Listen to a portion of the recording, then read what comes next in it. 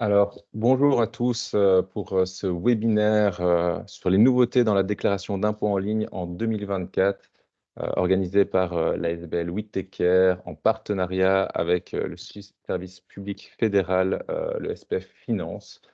Je remercie d'ores et déjà nos deux experts, Aurore Berthollet et Dominique Daillé, qui nous font le plaisir et l'honneur d'être présentes aujourd'hui pour nous éclairer sur la question des impôts en ligne. Alors, moi, je me présente, je m'appelle Tran Mincho et je travaille pour l'association WeTakeCare. WeTakeCare est une association qui lutte contre la fracture numérique en Belgique et plus largement en Europe. Et une de nos missions, justement, c'est de sensibiliser et d'informer sur les questions d'inclusion numérique. Et c'est une des raisons pour laquelle nous nous voyons aujourd'hui. Vous le savez, aujourd'hui, notre société se dématérialise de plus en plus, que ce soit dans le public ou dans le privé. Aujourd'hui, il faut être capable de pouvoir utiliser les outils numériques pour avoir accès à certains droits. Euh, Bien que les déclarations d'impôts peuvent se faire encore de manière manuelle, elles se font de plus en plus en ligne. Et c'est la raison pour laquelle aujourd'hui nous voyons. C'est pour justement vous aider dans les déclarations pour pouvoir les remplir en ligne. Alors, je vous propose de parcourir ensemble très rapidement l'agenda de cette petite heure 30 où nous serons ensemble. Donc, dans l'agenda, nous allons commencer par une petite introduction que je suis d'ailleurs en train de faire sur l'inclusion numérique, suivie d'une intervention de nos experts du SPF Finance, Aurore et Dominique. Et je vous propose de terminer par un tour de table. Si vous avez des questions, si vous avez des constats, des remarques, des feedbacks, des retours, nous sommes preneurs de toutes ces informations. Alors, l'inclusion numérique, je suppose que si vous êtes ici, c'est que d'une manière ou d'une autre, je l'espère en tout cas, vous êtes sensible, vous avez été sensibilisé à l'inclusion numérique. Alors, peut-être pour faire bref, au niveau de l'inclusion numérique, on peut considérer qu'il y a trois formes, trois niveaux de fracture numérique.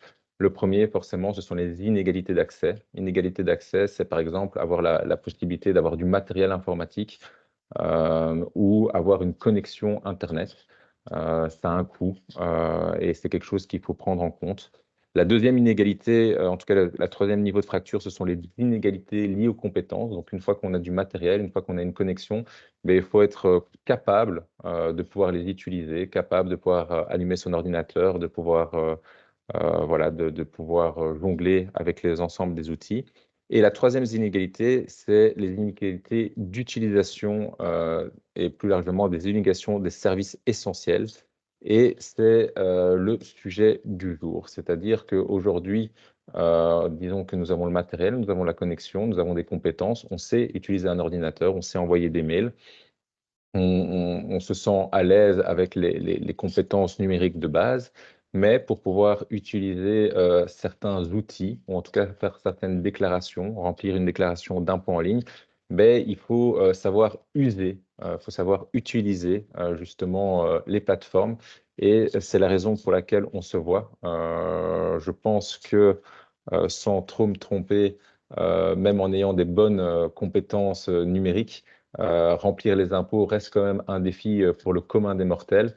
Mais vous allez voir, avec nos deux experts, vous allez vous rendre compte qu'en fait, c'est très, très facile et que c'est à portée de main de tout le monde. Alors, peut-être pour remettre dans le contexte, hier, nous vous avons envoyé un email avec un ensemble de liens utiles et notamment le premier webinaire que nous avons donné l'année passée. Donc, cette année, on fait un peu autrement. Comme le replay avait été enregistré, on vous a renvoyé le webinaire. Donc, n'hésitez pas à aller le consulter. J'espère que vous l'avez fait en introduction de cette présentation où dans le cadre de ce premier webinaire, nous avons identifié les principales fonctionnalités de MyFin et comment elles fonctionnent. Donc voilà, si vous posez des questions sur comment fonctionne MyFin, sur l'ensemble des fonctionnalités, n'hésitez pas à aller consulter ce webinaire. On a également développé un peu tous les outils justement que le SPF Finance a développé pour accompagner les publics sur cette question-là. Donc tout ça se retrouve dans le premier webinaire. Aujourd'hui, nous allons surtout voir les nouveautés dans la déclaration d'impôt en ligne 2024. Apparemment, il y en a quelques-unes, ainsi que différents conseils pour vous aider à la remplir cette année, ou en tout cas pour vous aider à accompagner les personnes pour les remplir. Et je pense que voilà, sans suspense, je vais laisser la main aux experts. Je pense que c'est pour eux que vous êtes venus. Aurore, Dominique, je vous laisse, Merci. je vous laisse l'écran, comme on dit dans le Parfait. monde numérique. Voilà. Merci Mine, merci Aurore d'être là. Et donc voilà, on attaque directement les nouveautés de la déclaration. Petite présentation qui va compter l'agenda suivant. Donc je laisse Aurore installer le support. Voilà. Voilà, merci Aurore. Voilà. Voilà. Donc voilà le plan de notre présentation, les nouveautés, ensuite les points d'attention, un petit peu de points sur l'aide au remplissage, points pratiques et quelques informations générales. Et donc, comme on vient de vous le rappeler, vous avez un lien pour le webinaire de l'année passée que vous pouvez toujours revisionner, qui contient les informations pratiques qu'on ne reprend pas ce matin sur les outils qui se trouvent dans le MyMinFin. Voilà. Et je passe maintenant la parole à Aurore qui va vous parler des nouveautés. Merci, alors, je Aurore. rajoute juste une toute petite chose par rapport à ce que Dominique vient de vous dire par rapport au webinaire de l'année passée. Si vous avez besoin quelque part d'une checklist de documents que le contribuable doit avoir à sa disposition lors du remplissage de la déclaration, il se trouve également dans ce fameux webinaire. Donc, n'hésitez pas à aller le reconsulter.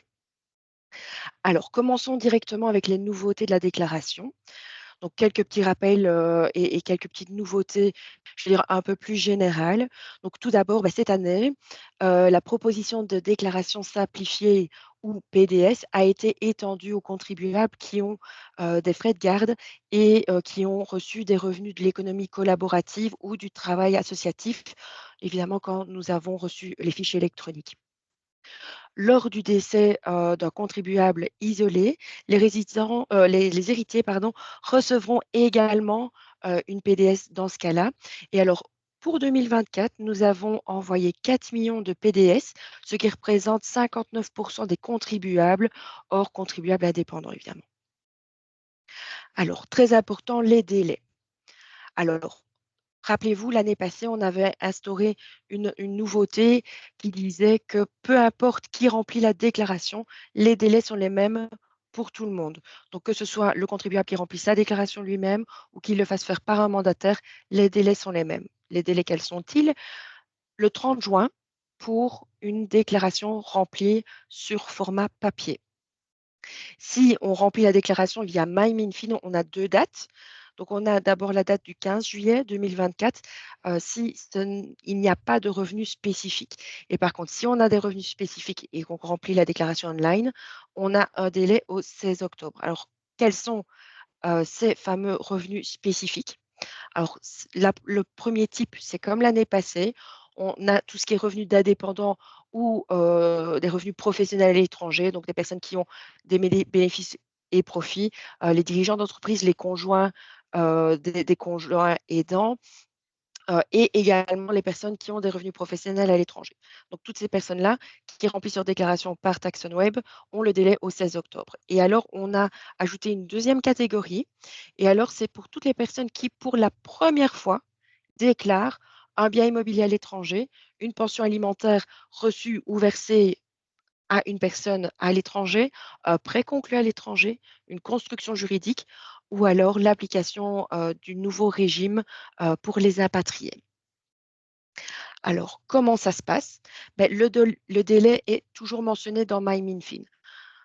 Si le contribuable a des revenus spécifiques de la première catégorie, le délai sera systématiquement le 16 octobre directement. Donc, dans ce cas-là, le contribuable ne doit rien faire. Par contre, si on est dans la deuxième catégorie de revenus spécifiques, c'est-à-dire ceux qui déclarent pour la première fois certains revenus, en fait, dans MyMinFin, vous allez voir que le délai est au 15 juillet. Il ne faut pas se tracasser. Quand le contribuable remplira sa déclaration, il devra simplement cocher une case pour valider le fait qu'il a le droit à ce délai au 16 octobre. Et il devrait éventuellement ajouter des annexes pour justifier qu'il a bien droit à ce délai. Donc, comment ça se passe au niveau informatique? Donc, voici une copie d'écran. Donc, la deuxième case représente la case que le contribuable va devoir cocher pour avoir le délai au 16 octobre 2024 et il va devoir préciser dans le menu déroulant sa situation, donc le type de revenu qu'il a eu. Et alors, cette formalité, il doit le faire au moment où il va rentrer sa déclaration. Donc, même s'il le fait le 15 octobre, ce n'est pas grave, il ne sera pas considéré en retard tant qu'il a bien coché cette fameuse case. Alors, petite nouveauté au niveau des délais qui concernent des personnes décédées. La déclaration exercice spécial relative à l'année du décès a été supprimée. Donc, dans ce cas-là, les délais dont on vient de discuter sont applicables. Donc, je rappelle donc le délai au 30 juin, au 15 juillet et 16 octobre. Il faut juste faire un petit peu attention quand le contribuable est décédé en 2024. Donc là, il va vraiment falloir faire attention à la date du décès par rapport aux différentes dates limites de dépôt dont on vient de parler. Si le décès a eu lieu avant la date de dépôt normale, les héritiers ont un délai d'au moins 5 mois à compter du décès pour entrer la déclaration, à moins que le délai normal ne laisse plus de 5 mois pour le faire. Donc, dans ce cas, on tient compte du délai normal. Par contre, si le décès a lieu après le délai de rentrée de la déclaration aurait dû être rentrée dans les temps, donc il n'y aura pas de délai supplémentaire. Ça, c'est un petit rappel de l'année passée. Donc, rappelez-vous, à partir de l'année d'imposition 2023, donc de l'exercice d'imposition 2023, la période de conservation des documents, y compris les données numériques, a été prolongée. Donc, auparavant, donc avant l'exercice 2023, on était sur une durée de 7 ans. Maintenant, on est passé à une durée de 10 ans. Donc, petit conseil, conserver pendant au moins 10 ans tous les documents qui ont été utilisés pour pouvoir remplir la déclaration d'impôt. Alors, un petit mot concernant le service de la conciliation fiscale. Donc, il faut savoir qu'il existe un service de conciliation au sein du SPF Finance qui est entièrement gratuit. Ce service assure la médiation lorsque le contribuable rencontre des difficultés avec une réclamation ou avec une demande de plan de paiement. On peut faire appel à ce service quand le contribuable est face, selon lui, à un manque de compréhension suffisante de la part de l'agent qui traite sa demande. Donc, quand peut-on y faire appel? Quand on a une contestation par rapport à l'impôt lui-même. Donc, le contribuable doit préalablement introduire une réclamation. Et si le contribuable rencontre des difficultés lors du traitement de cette réclamation ou qu'il a besoin d'aide, il peut faire appel à la conciliation fiscale. Mais évidemment, il faut qu'il fasse appel à ce service avant que l'agent qui traite la réclamation ait statué sur cette réclamation. Il peut y faire appel aussi s'il a des difficultés de paiement, mais le SPF Finance perçoit des montants divers, pas seulement de l'impôt. On récupère également des dettes non fiscales telles que les amendes pénales, certaines cotisations, etc., le recouvrement d'allocations familiales. Si jamais le contribuable a besoin d'un délai de paiement ou, par exemple, il ne s'est pas payé en une seule fois une grosse somme, il peut toujours demander un plan de paiement échelonné. Encore une fois, il doit d'abord s'adresser directement au service concerné, donc via l'Info Center du SPF Finance pour obtenir un plan de paiement. Et puis, si il a des difficultés avec la personne qui traite sa demande, il peut ensuite faire une demande de médiation auprès du service de la conciliation fiscale. Alors, sur cette dia, vous retrouverez comment faire appel à ce service, donc soit par courrier, soit par email, avec une préférence pour l'email. Alors maintenant, on va vraiment rentrer dans le vif du sujet avec les modifications de la déclaration en elle-même. Alors, le premier changement, elle se situe au niveau des heures supplémentaires volontaires que le contribuable peut faire dans le cadre de ce qu'on a appelé les heures de relance. Donc, en fait, les contribuables ont droit de faire 120 heures supplémentaires qui ne seront exemptes de cotisation sociale et d'impôt sur le revenu. Et alors, ces 120 heures qui ont été prestées à partir du 1er juillet 2023. Deuxième changement, il s'agit de la prime pouvoir d'achat. Donc, à partir du 1er juin 2023, certaines sociétés ont accordé une prime pouvoir d'achat qui ne pouvait être utilisée que pour des achats alimentaires ou énergétiques. Et les entreprises concernées, ce sont des entreprises qui avaient fait des bénéfices élevés ou exceptionnellement élevés.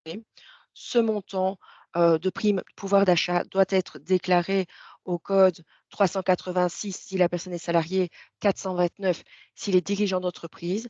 Et il y a un maximum de 750 € qui est exonéré d'impôts et de cotisations sociales, excepté les cotisations sociales patronales.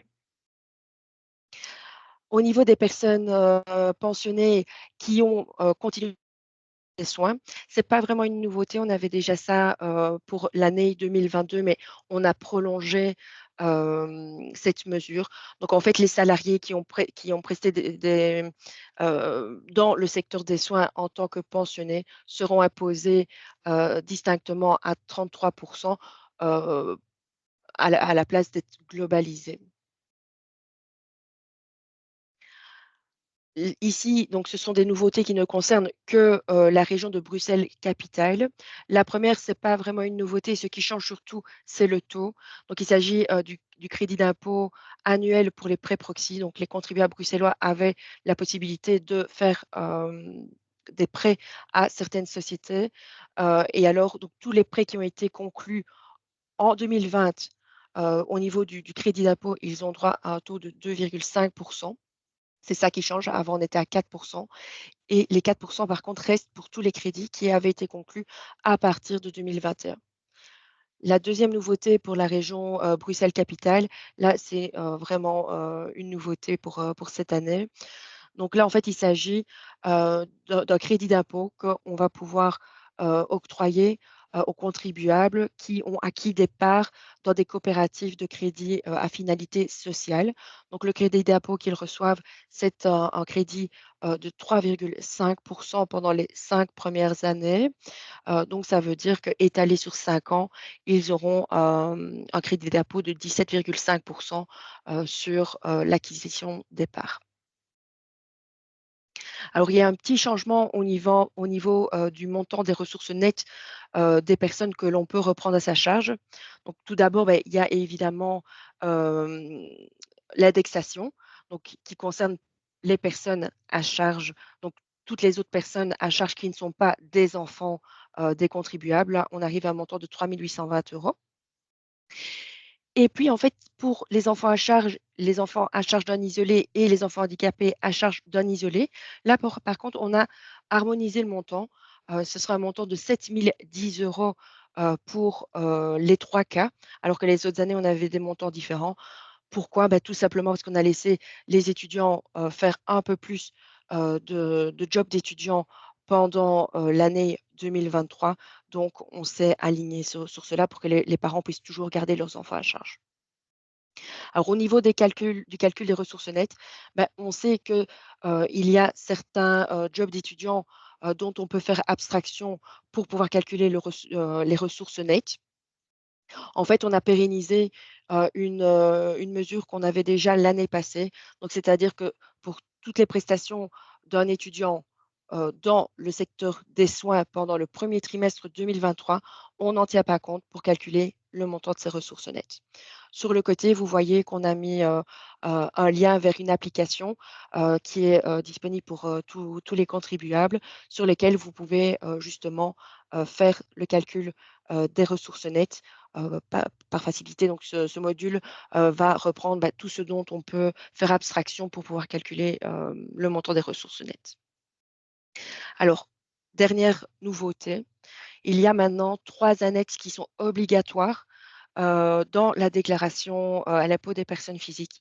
Donc, c'est-à-dire que si on ne remplit pas ces annexes-là, on n'a pas le droit à une réduction d'impôt ou l'autre. Donc, voilà. La première, elle concerne les constructions juridiques. Donc, par le passé, on devait simplement cocher une case pour dire qu'on faisait partie d'une construction juridique. À partir de cette année, en fait, on doit toujours cocher cette fameuse case, mais en plus, on va devoir joindre une annexe qui est obligatoire, qui va reprendre certaines données, comme les capitaux investis, les coordonnées de la construction juridique, etc.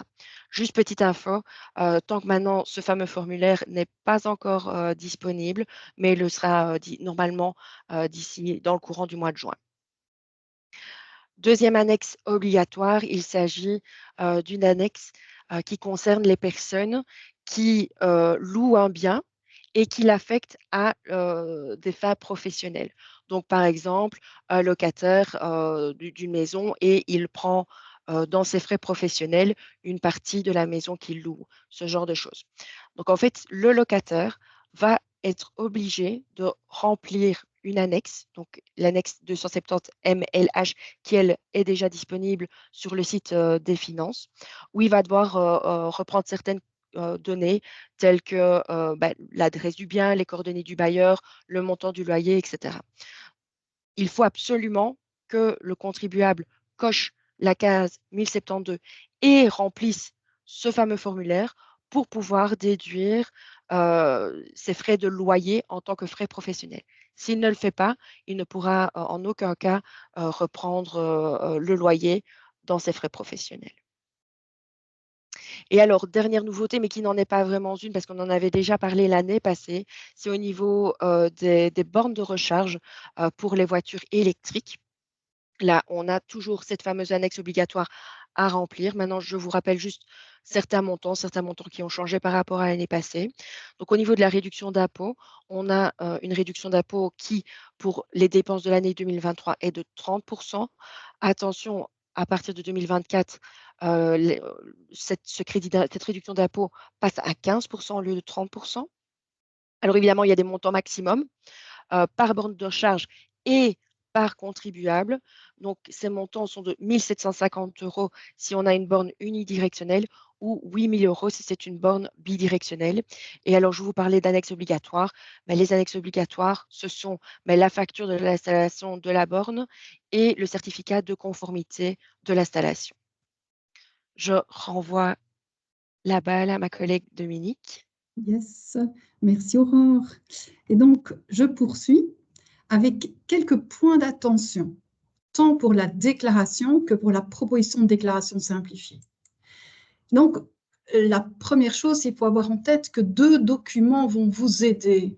N'oubliez pas, c'est la brochure explicative, donc par région, hein, ici pour la partie francophone du pays, région Wallonne et région Bruxelles-Capitale en fonction du lieu d'habitation de votre contribuable, et le document préparatoire.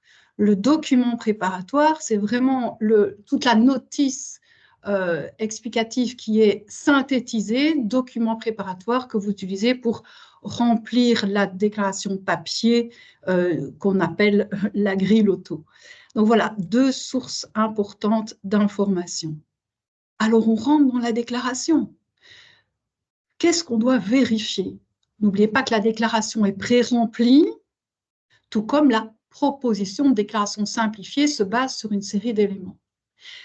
Donc, vérifiez si vous avez le bon numéro de compte et les bonnes coordonnées. Au niveau de la prestation téléphonique, au niveau de notre administration, nous ne demandons jamais le numéro de compte par téléphone. si la personne a changé de numéro de compte bancaire, il faut changer soi-même le numéro de compte via MyMinFin ou via le formulaire de contact. Cadre 2. Il est important de savoir quelles personnes vous pouvez prendre fiscalement à votre charge. Donc, on est dans les charges de famille. Parlons d'abord des enfants à charge.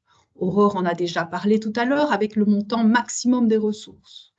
Quand on parle d'enfants, on parle des descendants enfants, petits-enfants, enfants en famille d'accueil.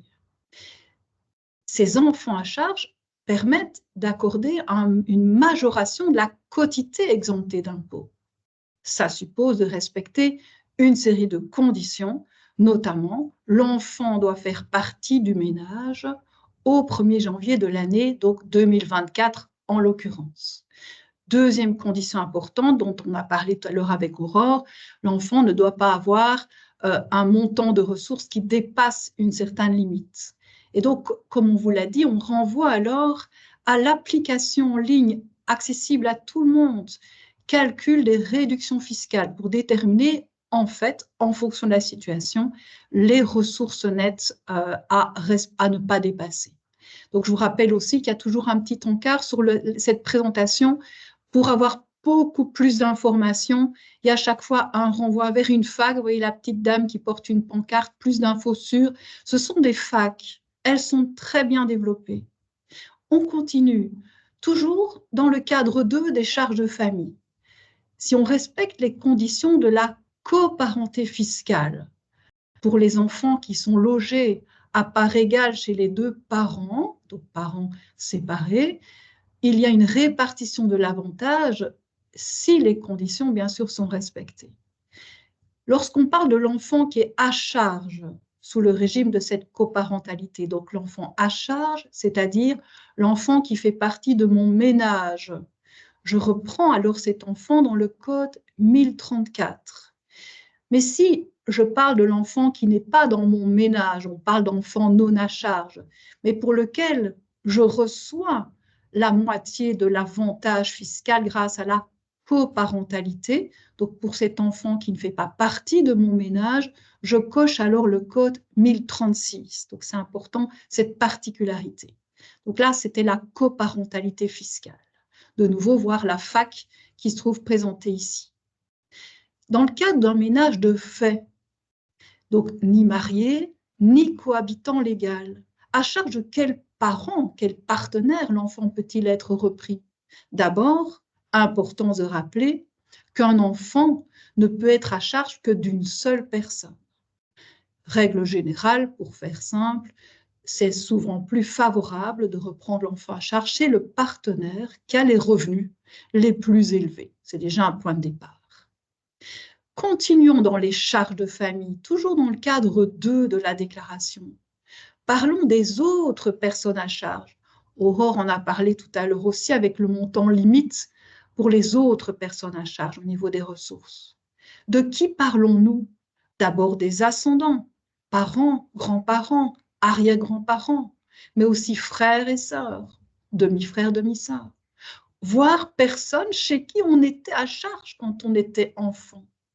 Mais jamais le ou la partenaire ne peut être considéré comme étant à votre charge.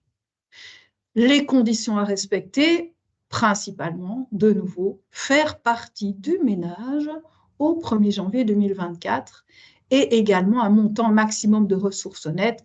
Allez voir l'outil calcul des ressources pour pouvoir vérifier si vous respectez ce maximum.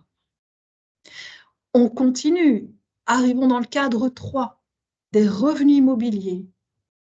Donc, vous voyez qu'on suit l'ordre de la déclaration. Parlons plus particulièrement des biens immobiliers qui se trouvent à l'étranger. On est à l'impôt des personnes physiques des résidents belges. On doit remplir sa déclaration pour les revenus mondiaux, donc également les biens immobiliers à l'étranger.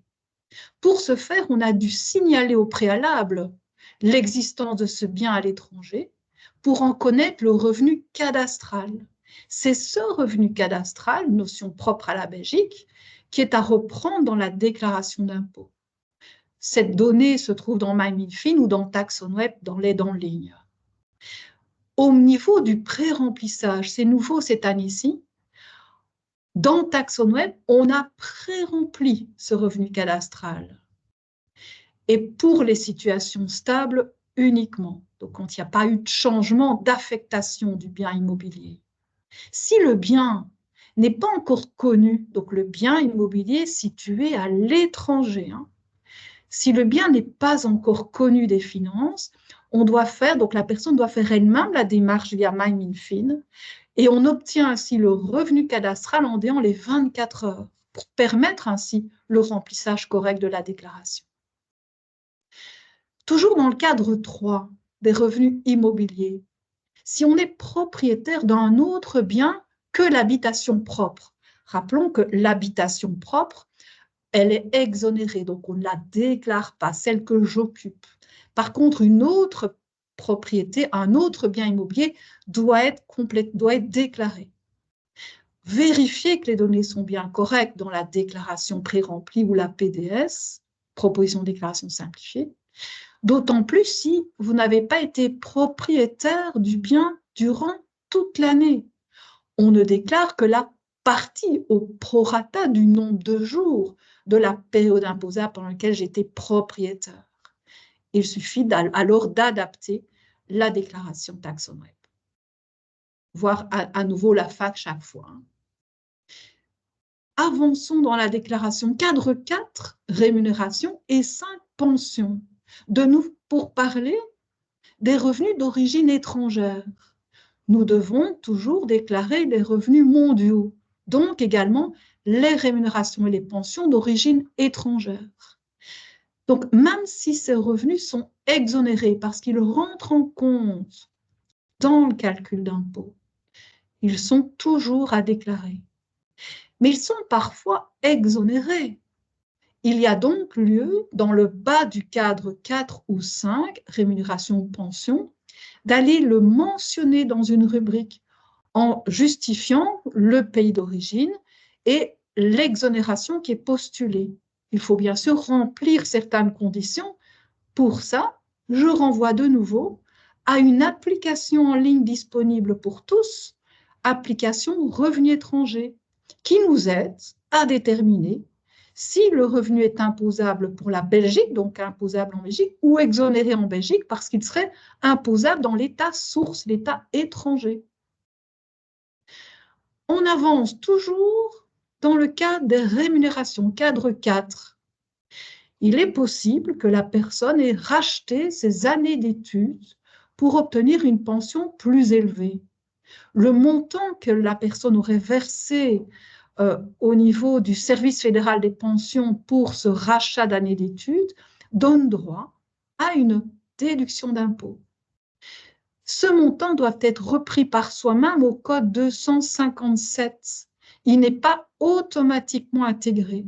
Il y a d'ailleurs lieu d'intégrer l'attestation du service fédéral des pensions ou la tenir à disposition en cas de demande. On avance. Cadre 4 toujours.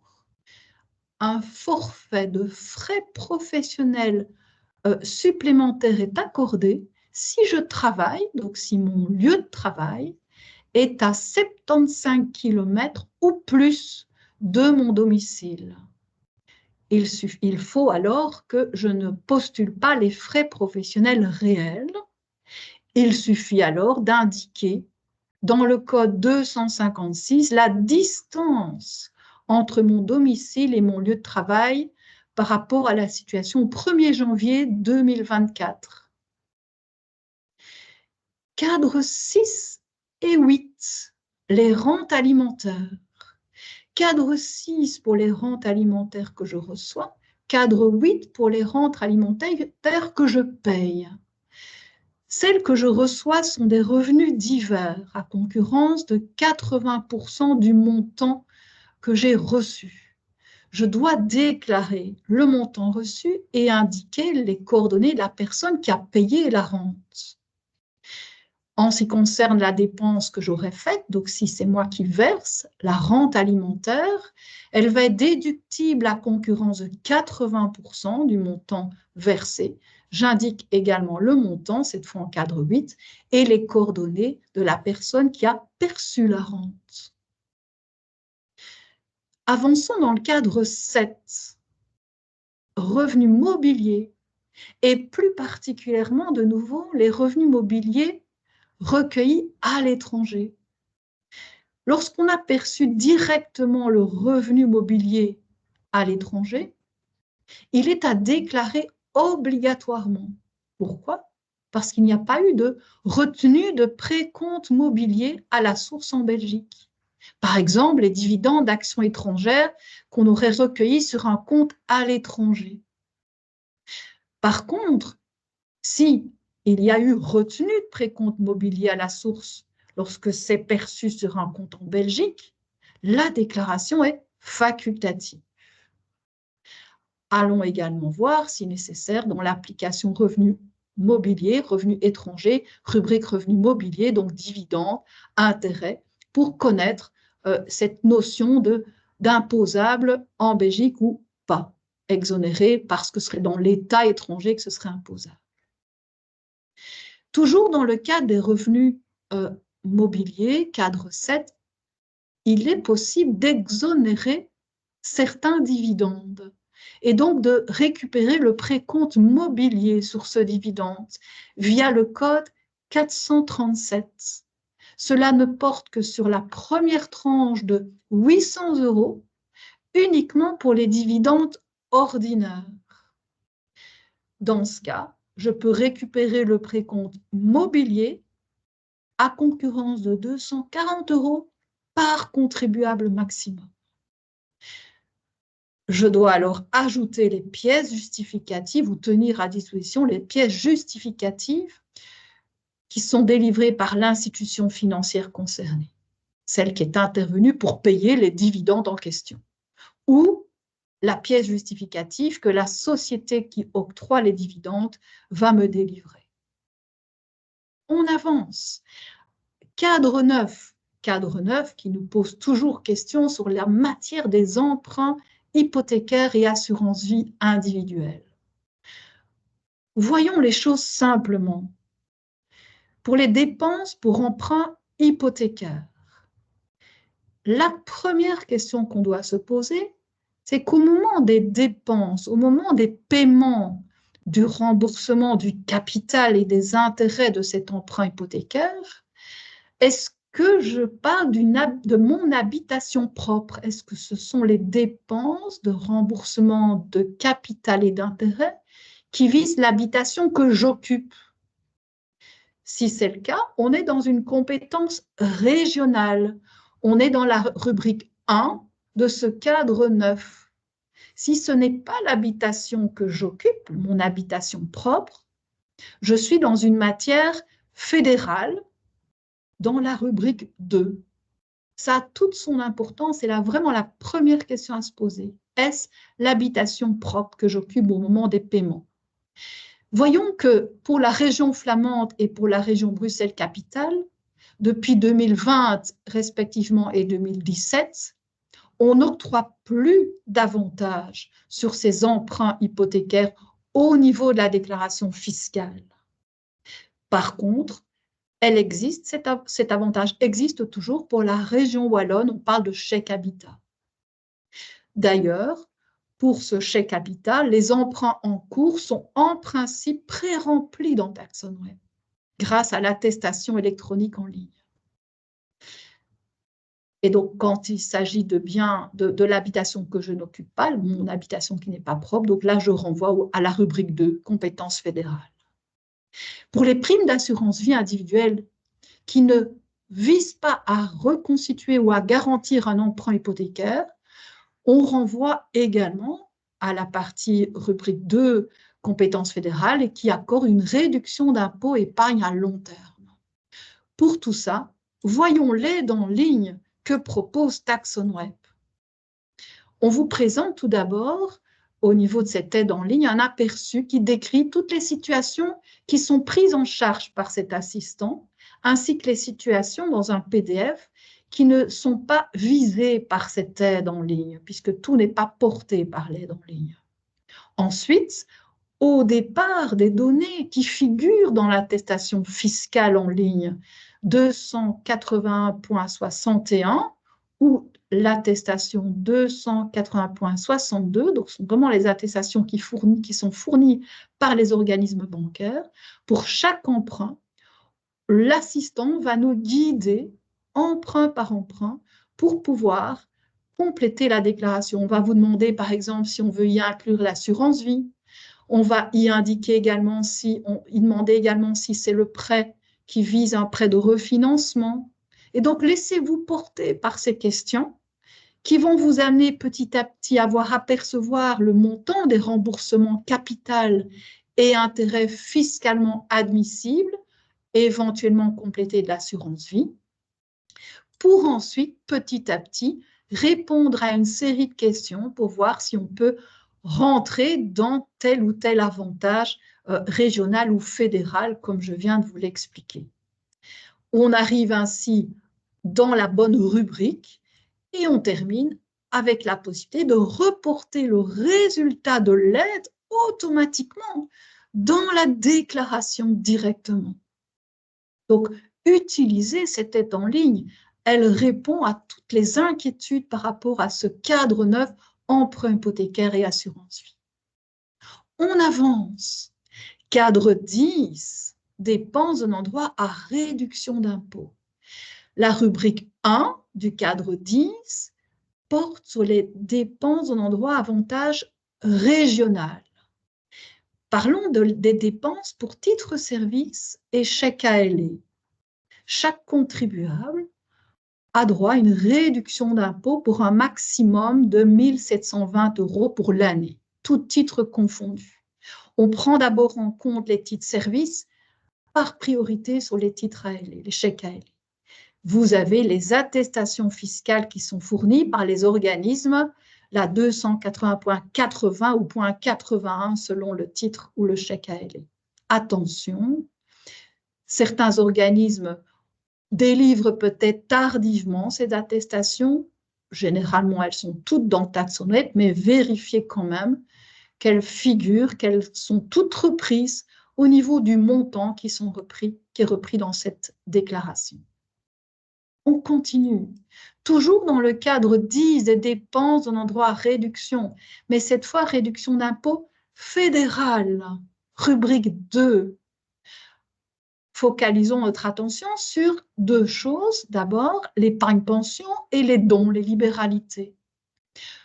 En ce qui concerne l'épargne-pension, de nouveau, une attestation est en ligne. Elle est déjà disponible, l'attestation 280.60 délivrée par les organismes financiers. Le montant maximum de 990 € donne droit à une réduction de 30%. Si on va au-delà et qu'on se limite au maximum 1270, on accorde une réduction d'impôt de 25%. Donc, il y a donc une différence en fonction du maximum qui est respecté. Quant aux dons, aux libéralités, elle figure sur l'attestation 280.71 pour un organisme reconnu pour lequel on a versé au minimum 40 €. On accorde une réduction de 45%, réduction d'impôt de 45%. En principe, toutes les attestations figurent en ligne, mais là, vérifiez, certains organismes n'ont peut-être pas encore utilisé la version en ligne. On avance toujours dans les réductions d'impôt fédérales. La borne de recharge, Aurore en a parlé tout à l'heure, donc c'est juste ici Dia qui revient là-dessus. Pourquoi on y revient de nouveau? Pour rappeler qu'il y a une aide en ligne. De nouveau, cette aide en ligne va vous accompagner quant à la vérification du montant maximum dont Aurore vous a parlé et quant à l'annexe obligatoire, aux deux annexes obligatoires. Ces annexes obligatoires sont bloquantes. Donc, sans annexe, vous ne pouvez pas dans Taxonet introduire la dépense. Petit écran qui vous montre une idée qui vous permet d'apercevoir qu'elle existe bien, cette aide en ligne, et que vous pouvez l'utiliser. On avance également toujours dans les réductions d'impôts fédérales, donc toujours cadre 10, rubrique 2. On parle de prime assurance protection juridique. Est-ce que j'ai droit à cette réduction d'impôts? Ça va dépendre de l'attestation fiscale que va vous délivrer la compagnie d'assurance, qui est une compagnie d'assurance de l'espace économique européen. Donc, assurance souscrite individuellement. C'est la compagnie qui a l'obligation de délivrer cette attestation fiscale qui va finalement me permettre de savoir si je remplis les conditions. Si vous n'avez pas cette attestation fiscale, c'est que l'assurance protection juridique ne respecte pas l'ensemble des conditions. La prime maximale est de 310 € et donne droit à une réduction de 40%. De nouveau, peut-être aller voir la fac parce qu'il y a pas mal de conditions à respecter pour que vous receviez cette attestation fiscale. Toujours dans le cadre 10, les dépenses pour garde d'enfants. Donc, il y a une question d'ailleurs dans la conversation. Donc, j'espère que Cédia va y répondre. Donc, le maximum indiqué dans le texte de loi est un maximum par jour de garde, par enfant. Maximum de 15,70 € pour l'année 2023. Donc, par jour de garde par enfant. Cette dépense qu'on retrouve au niveau de la déclaration au code 1384, donc le code 384, donc 1000 ou 2384 frais de garde dans la PDS ou la déclaration en ligne. Rentre en conflit ou n'est pas compatible avec le fait que je mentionnerai dans le cadre des enfants à charge dont on a parlé tout à l'heure, le fait que je postule l'avantage d'une quotité exemptée d'impôt pour un enfant de moins de 3 ans. Ce n'est pas compatible. Donc, c'est l'un ou l'autre. OK? Donc, ce n'est pas possible. C'est pour ça que le schéma vous dit, je choisis les frais de garde et je ne coche pas dans le cas des enfants à charge que mon enfant a moins de 3 ans. C'est l'un ou l'autre. Cette dépense me donne droit à une réduction d'impôt de 45%. Je me base sur l'attestation fiscale 280.86 qui, en principe, est introduite de façon numérique par l'organisme de garde. Attention à ce niveau-là, que certaines institutions, certains organismes utilisent encore le format papier, ce qui fait que le montant que vous allez retrouver sur la PDS ou dans la déclaration en ligne ne contient peut-être pas la totalité du montant de toutes les attestations. Depuis cet exercice en cours, donc depuis l'exercice 2024, pour ce nouvel exercice, on a pré-rempli, mais uniquement, écoutez bien, pour les enfants entre 3 ans et 14 ans, et si l'organisme forcément nous a envoyé les attestations en ligne. Donc, vérifiez si le pré-remplissage tient compte de toutes les attestations, d'autant plus si vous avez reçu des attestations sous format papier. Voilà le point d'attention sur lequel on m'a demandé d'insister. J'espère avoir répondu au chat en ligne. Cadre 13, attention, si vous êtes concerné par le cadre 13, la proposition de déclaration simplifiée que vous auriez reçue n'est pas valable. Il va falloir la corriger par une déclaration. Parce que je suis titulaire d'un compte ou une assurance vie individuelle à l'étranger. Je suis obligée de déclarer ce compte, même s'il ne génère pas de revenus. Je dois aussi confirmer le fait de l'avoir déclaré au point de contact central de la Banque nationale de Belgique. Éventuellement, j'ai déclaré les revenus mobiliers dont on a parlé tout à l'heure au cadre 7. Également, la proposition de déclaration simplifiée n'est pas valable si, à un moment quelconque de l'année, j'ai été gestionnaire dans plusieurs comptes à l'étranger au nom d'une association, ou je suis fondateur d'une construction juridique, ou si j'ai obtenu un dividende ou tout autre avantage d'une construction juridique, ou si j'ai accordé des prêts à des petites sociétés débutantes via une plateforme de crowdfunding agréée. Donc, attention à ces points. Corrigez alors la PDS ou la déclaration pré-remplie. Dernière chose, dans la déclaration, une partie 2 sera peut-être à ajouter via le bouton « Je veux modifier les données et j'ajoute une partie 2 » si vous avez reçu des revenus indépendants, des rémunérations de dirigeants d'entreprise ou conjoints aidants, ou recueilli des revenus divers, exemple travail associatif ou sous-location. Je corrige alors la déclaration ou la PDS. Et je passe la parole à Aurore. Je viens de terminer les points d'attention et je passe la parole pour l'aide au remplissage. Merci Aurore. Merci Dominique. Alors, donc au niveau de l'aide au remplissage, donc il faut savoir que le contribuable a plusieurs moyens d'obtenir de l'aide pour le remplissage de sa déclaration. Alors tout d'abord, il peut la faire remplir directement par le SPF Finance. Donc il peut demander un rendez-vous préalable. Donc il faudra toujours demander ce rendez-vous, que ce soit pour un remplissage par téléphone ou sur place. Donc, il suffit de contacter notre contact center. Donc, si on remplit la déclaration par téléphone, un agent du SPF Finance rappelle le contribuable pour pouvoir remplir sa déclaration. Donc, il n'y a pas de déplacement, pas de file d'attente, rien du tout, parce qu'on lui téléphonera pendant une certaine période de temps qui sera fixée de toute façon avec lui. Sur place, même chose, donc il aura un rendez-vous s'il veut venir dans un des bureaux du SPF Finance. On a une deuxième solution, c'est la collaboration avec les communes. Donc, il faut savoir qu'il y a 364 communes qui ont conclu un accord de collaboration avec nous et ce sont des agents du SPF Finance qui se rendent dans les communes pour remplir les déclarations des citoyens.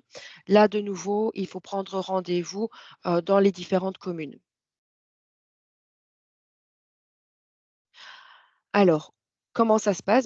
Si on fait un remplissage par téléphone, donc comme je vous l'ai dit, donc on reprend contact avec le contribuable pour remplir sa déclaration.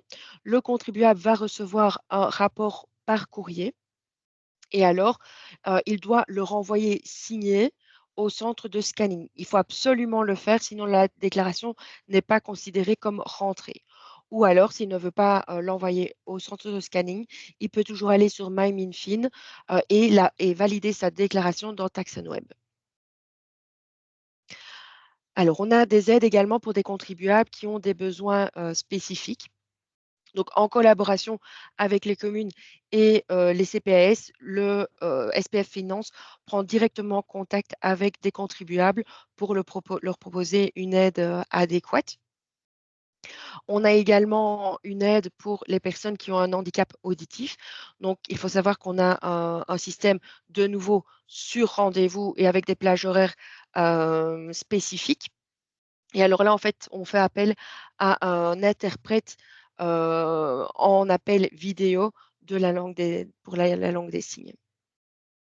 Alors, si on a encore des questions sur la déclaration ou sur la PDS, on peut vous proposer d'aller directement sur le site des finances, donc www.fin.belgium.be, pour avoir toutes les informations que l'on peut souhaiter, donc les aspects pratiques, si on veut trouver une copie de la brochure explicative, de la déclaration, etc. On va revoir un peu plus loin dans la présentation ce qu'on peut trouver sur ce site. Évidemment, nos collaborateurs sont disponibles en ligne également. Donc, ils sont disponibles via le contact center du lundi au vendredi de 9h à 17h. Vous trouverez le numéro de téléphone sur la déclaration du contribuable ou sur sa PDS. Et vous pouvez également faire des simulations anonymes de calcul de l'impôt via l'application TaxCalc qui est également disponible sur nos sites. Alors, pour la PDS, je rappelle, que vous avez déjà une simulation du calcul qui est reprise sur cette PDS. Pour la déclaration en ligne, une fois que vous avez rentré tous les codes et que vous avez sauvegardé la déclaration, vous pouvez également faire une simulation du calcul d'impôt. Donc, vous n'êtes pas obligé d'aller systématiquement sur TaxCalc pour savoir dans les grandes lignes ce que vous allez devoir repayer ou retoucher. Alors, en pratique, ici, on va voir ce qu'on doit faire avec, par exemple, la déclaration simplifiée. Donc, le contribuable va soit recevoir une déclaration papier et il peut la recevoir jusque fin mai, donc jusqu'à fin de cette semaine. Si jamais il avait activé l'e-box, elle est déjà disponible dans l'e-box et elle est également déjà disponible dans MyMinFin. Si jamais la personne avait activé son e-box, il ne recevra pas de déclaration papier. Si jamais c'est un couple qui est concerné par cette PDS, il faut que les deux partenaires aient activé l'e-box pour qu'elle soit envoyée directement dans l'e-box et pas via la version papier. Alors, une fois qu'on reçoit sa PDS, que doit-on faire? Comme Dominique l'a expliqué tout à l'heure, vérifier qu'elle est complète et correcte, voir la checklist qui est sur le site du SPF Finance, sur le webinaire de l'année passée ou encore tout ce que Dominique vient de vous expliquer. Si c'est correct, il n'y a rien à faire. On ne doit pas signer, renvoyer ou quoi que ce soit. On ne doit rien faire si c'est correct. Par contre, si on a une modification à faire ou un ajout parce qu'il manque un revenu ou un montant a été erroné, par exemple les frais de garde sont erronés, là, vous avez deux possibilités. Soit de vous renvoyer le formulaire de réponse papier. Alors là, il doit être renvoyé pour le 30 juin.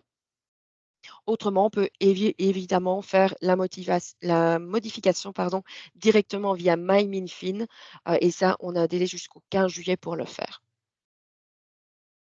Alors, quand le contribuable veut rentrer sa déclaration lui-même, il peut le faire en ligne, évidemment. Donc, je rappelle les délais.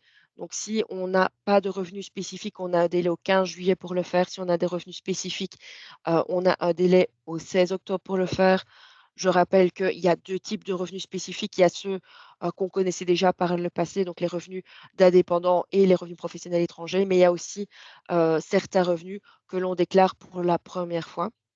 Alors attention, si on avait des contribuables qui se connectaient avec un token par le passé, ce n'est plus possible.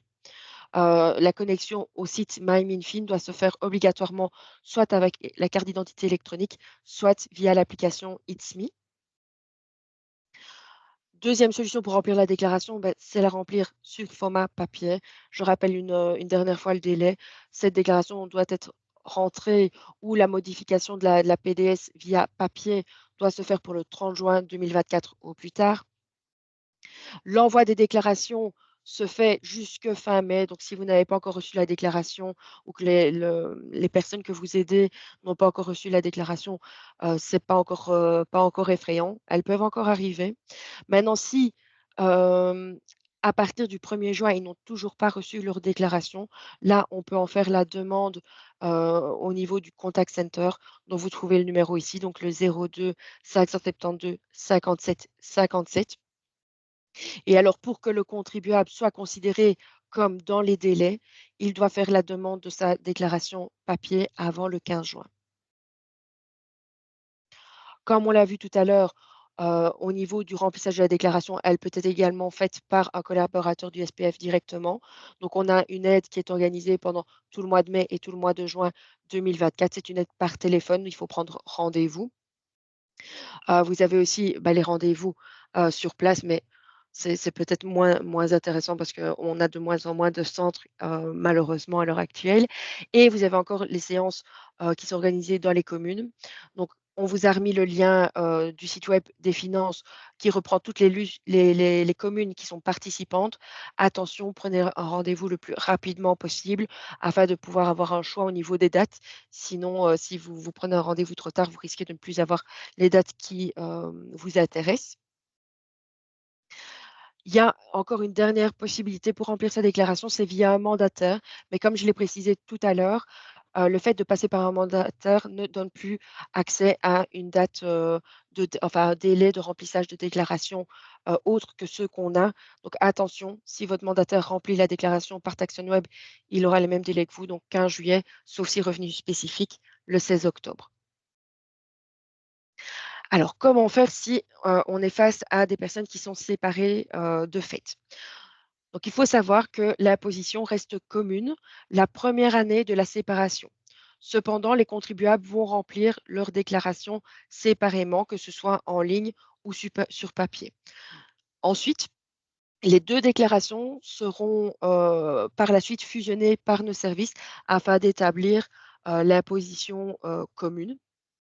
Et le calcul d'impôt, donc l'avertissement extrait de rôle, sera envoyé évidemment aux deux ex-partenaires. Il faut juste faire attention, c'est si jamais vous voulez faire une simulation de l'impôt à payer ou à récupérer, dans ce cas-là, si jamais le calcul est disponible, il sera erroné parce qu'il ne tiendra compte que des revenus d'un des deux partenaires et pas des deux partenaires ensemble. Donc moi, je vous conseille, si vous êtes dans le cas, de ne pas procéder à ce calcul d'impôt et d'attendre de recevoir l'avertissement extrait de rôle.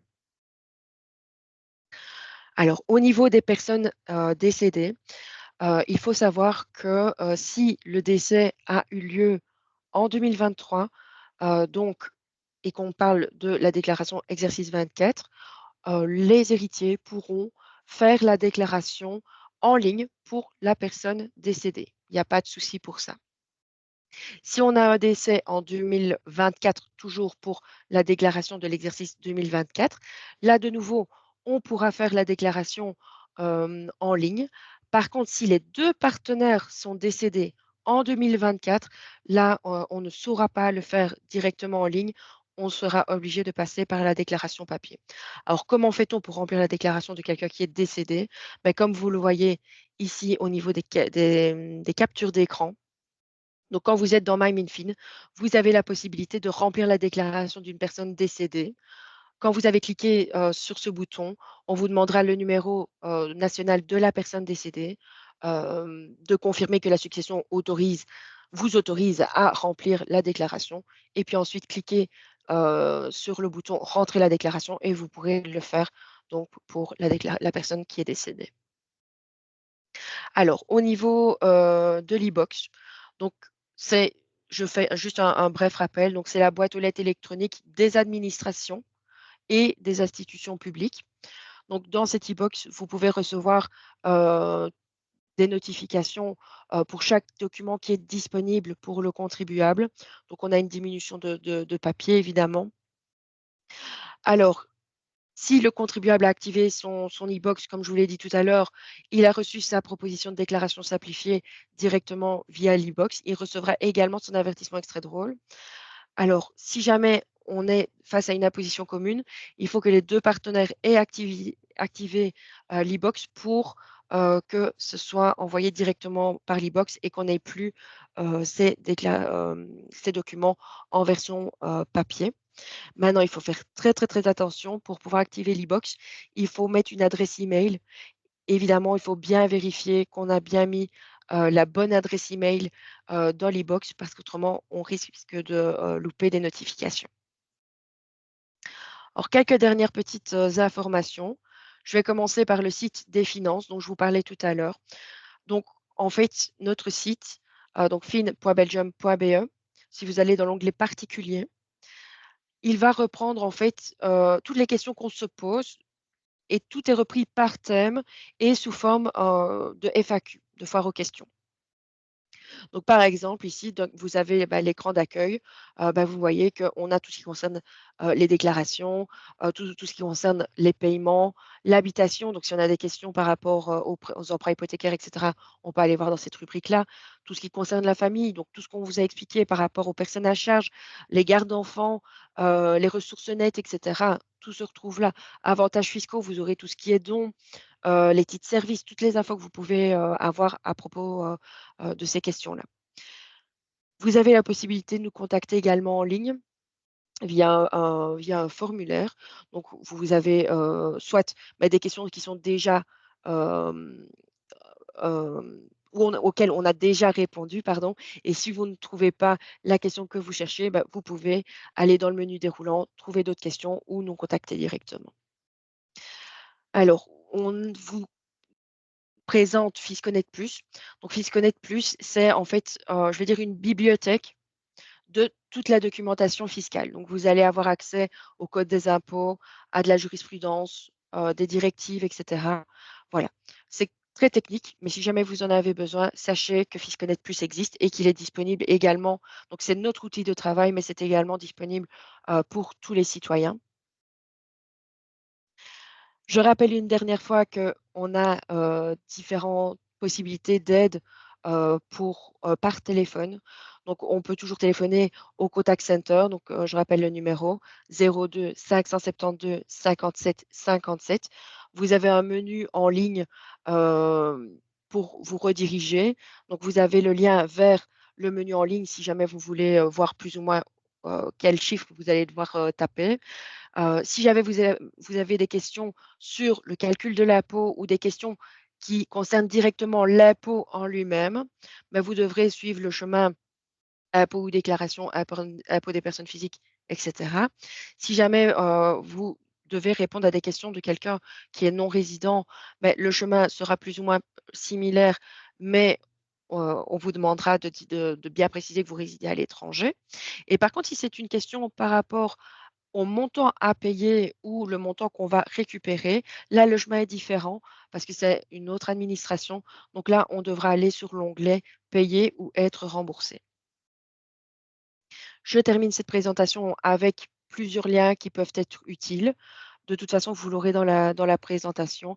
Donc, c'est tous les liens vers MyWinFin, TaxOnWeb, éventuellement des infos sur l'e-box, sur la fameuse application TaxCalc dont on vous a parlé, les applications dont Dominique vous a parlé aussi tout à l'heure, donc qui concernent les revenus étrangers, le calcul des ressources nettes, etc. Voilà. Ceci termine notre présentation. J'espère que tout a été clair pour vous. Et je propose de passer à la suite s'il y a des questions. Merci Aurore. Oui, merci beaucoup, Aurore, Dominique. Voilà, effectivement, sans transition, comme tu le dis, est-ce qu'il y a des questions? J'ai vu qu'on répondait déjà à pas mal de choses dans le chat. Je n'ai pas tout suivi, mais peut-être que Aurore et Dominique, si. Est-ce que vous pouvez me confirmer qu'on a répondu à toutes les questions qui étaient dans le chat déjà? Je pense que oui. Oui, oui. Waouh, quelle efficacité! Je suis sûr que le SPF Finance récolte nos impôts de la même manière, aussi efficace. Et je vois qu'on a une main levée. Oui, Mais alors, ça... Oui, bonjour, est-ce que vous m'entendez? Oui, Oui, oui, oui. Sabrina. Super. Sabrina Kuznekov, éducatrice au CPS de Liège. Donc moi, je suis amenée à compléter parfois des déclarations avec des bénéficiaires. Donc j'aurais voulu savoir si on doit joindre une attestation risque à la déclaration. Il y a eu... Moi, Je sais pas. j'ai pas entendu le type d'attestation parce Oui. qu'il y a eu un bruit en même temps. L'attestation d'aide, revenu d'intégration, pour dire si la personne a perçu pendant l'année et le montant. Est-ce qu'on doit l'ajouter, cette annexe-là ou pas? Non, c'est un revenu qui est non imposable et normalement, on reçoit l'information, mais c'est à titre vraiment informatif, donc il ne doit pas fournir cette attestation-là. Le seul moment où ça pourrait jouer, ce type de revenu-là, c'est si par exemple la personne est toujours à charge de ses parents. Oui. On doit tenir compte de ces revenus-là dans le calcul des ressources nettes. Ok, ok. Et alors au niveau, donc, qu'est-ce qu'on doit, dans quelle partie on doit compléter en fait au niveau des revenus? On ne doit rien indiquer, si je ne me trompe pas. Non. C'est Ok. juste informatif et en fait, c'est pas considéré comme un revenu, C'est ça. mais comme une ressource. Donc, C'est vu que ça. ce n'est pas considéré comme un revenu, on ne doit pas le mettre dans la déclaration. Ok, je préférerais vérifier pour être sûre. Et alors, j'ai une deuxième petite question, si je peux me permettre. Donc, j'ai ici une personne qui ne reçoit plus sa version papier.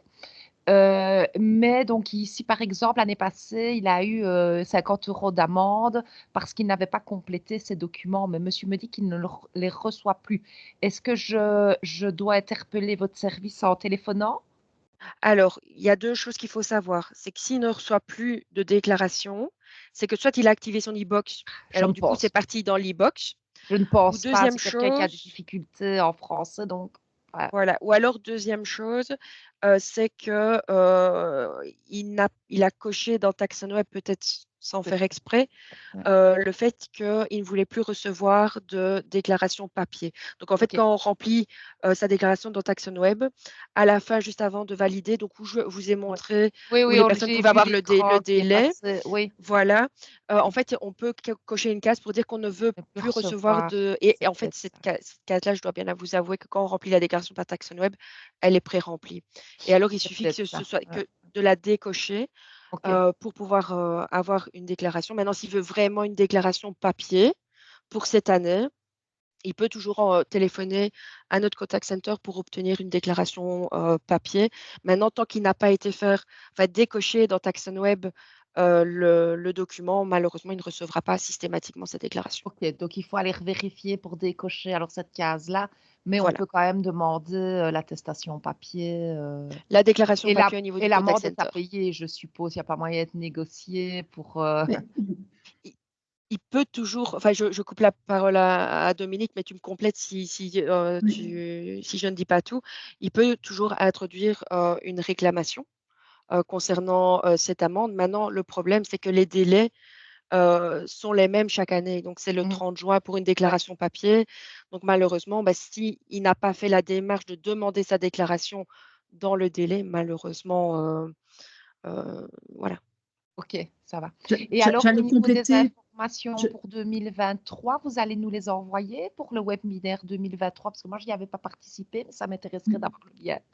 Le lien est dans le PowerPoint que vous allez recevoir. Ok, Mais super. autrement, si vous allez sur YouTube et que vous mettez webinaire We Take Care en mettant, je pense que je l'avais retrouvé facilement en mettant webinaire We Voilà. Take Care 2023, vous les trouverez dans.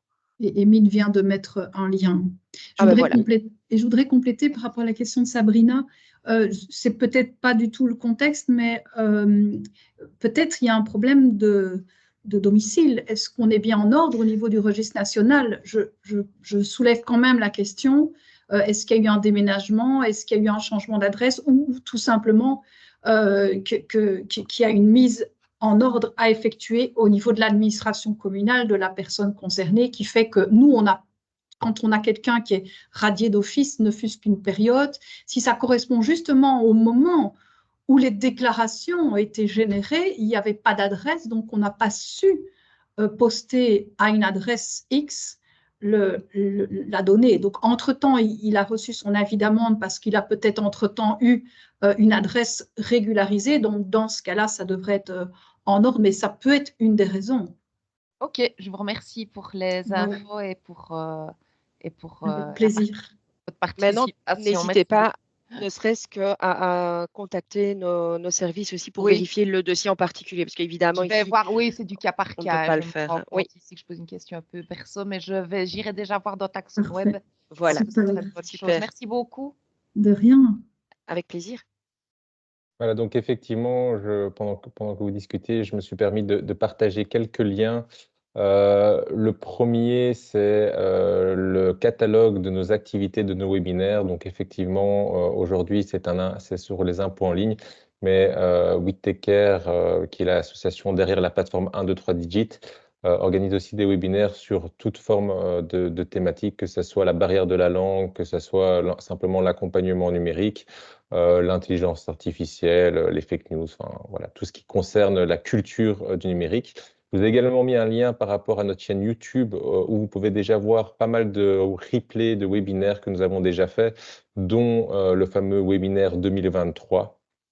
Il y a les 2 webinaires, c'était une série de 2 que nous avons fait, et le webinaire d'aujourd'hui sera également mis en ligne dans les jours qui suivent. Et enfin, je vous ai envoyé un lien pour vous inscrire à notre newsletter. C'est certainement le meilleur moyen pour recevoir en fait nos actualités. ainsi que voilà, être au courant des différents webinaires que nous allons faire et des articles, des médias et des nouveautés sur 1, 2, 3 digits. Alors, est-ce qu'il y a encore des questions pour nos experts du SPF Finance? Visiblement, on a été hyper clair, hein. Ouais, c'était effectivement très très clair, très intéressant. Moi, c'est la première fois que je participe en tout cas au webinaire SPF Finance et enfin en tout cas déclaration d'impôt en ligne. Et c'est vrai que j'ai appris pas mal de choses. Et je pense que ce qui est aussi important à rappeler, c'est qu'on peut déclarer en ligne, mais il y a toujours la version papier, voilà, qui est tout aussi importante pour certaines personnes parce que c'est vrai que euh, en tout cas, aider à remplir, à déclarer les impôts en ligne, ça peut être un frein psychologique, en tout cas pour certaines personnes, et il reste bien sûr la version papier. Avec plaisir. Ouais, voilà, Bonne ex- je ne pense pas qu'il y ait d'autres questions. En tout cas, ben, je profite alors de l'occasion pour remercier chaleureusement Aurore et Dominique pour leur temps, pour leur présentation.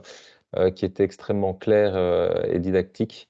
Je remercie également l'ensemble des participants et effectivement, nous allons vous envoyer un mail avec l'ensemble des liens utiles ainsi que le replay du webinaire de l'année passée qui était beaucoup plus sur comment justement quels sont les différents outils de Minfin, comment utiliser la plateforme et toutes les petites astuces, trucs et astuces pour pouvoir naviguer dans l'administration en ligne. Par ailleurs, j'en profite également pour vous rappeler que sur 1, 2, 3 digits, il y a un ensemble de ressources pédagogiques et notamment une thématique qui est l'administration en ligne où vous pouvez retrouver notamment un article média sur l'impôt en ligne. Voilà, c'est une petite synthèse de tout ce qui est dit, mais également des outils pour pouvoir utiliser notamment It's Me ou Sésame, parce que c'est vrai que pour pouvoir faire des déclarations en ligne, il faut être capable d'utiliser en tout cas des interfaces pour s'y connecter. Et c'est ce que j'expliquais en introduction. C'est pas parce qu'on a le matériel, c'est pas parce qu'on a les compétences numériques de base qu'on a l'usage pour pouvoir utiliser ce type d'outils.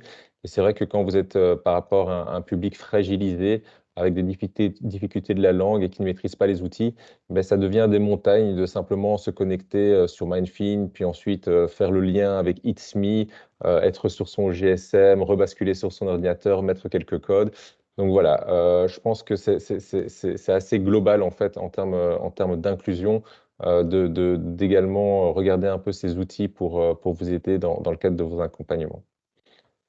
Voilà, je vous remercie. Je pense qu'on termine 5 minutes en avance. Dominique, tu as un dernier mot Oui, peut-être? oui, j'allais remercier Mine et toute ton association, toute l'équipe, parce que c'est vraiment une démarche très constructive. Voilà, donc je pense que c'est vraiment dans l'intérêt de tout le monde de collaborer dans ce sens-là. Effectivement, c'est un plaisir de collaborer avec vous chaque année. Je pense que c'est déjà la 3e ou 4e C'est année la troisième année, oui. voilà, 3e année où on fait ça. Et ça a toujours un gros succès. Nous, on le voit en tout cas en termes de clics, en termes de vues sur les replays, de participation, d'inscription. C'est un sujet qui nous touche tous, en fait, hein, l'imposition. Et puis, puis pour rappel aussi, c'est quelque chose qui est important, voilà, sans faire mon gauchiste. C'est les impôts qui nous permettent justement de financer, en tout cas, notre société, de faire nos routes, de payer les écoles, d'avoir des accès de soins de santé et ainsi de suite. Et je pense que c'est important de le rappeler, que c'est le système que nous avons pour vivre en commun en Belgique et que tout ça a du sens. Ce n'est pas simplement pour nous punir, non, c'est pour contribuer à l'ensemble des sociétés et des plus fragiles. Et certainement, pour les personnes qui sont vraiment touchées par la fracture numérique, certainement qui en Tout à bénéficient fait. le plus.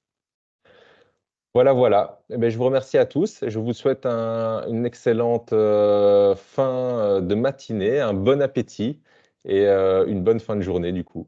Merci beaucoup. Au Merci à revoir à tous et tous. merci pour votre Merci. attention. Au Avec revoir à plaisir. tous. Au revoir. Merci, au revoir.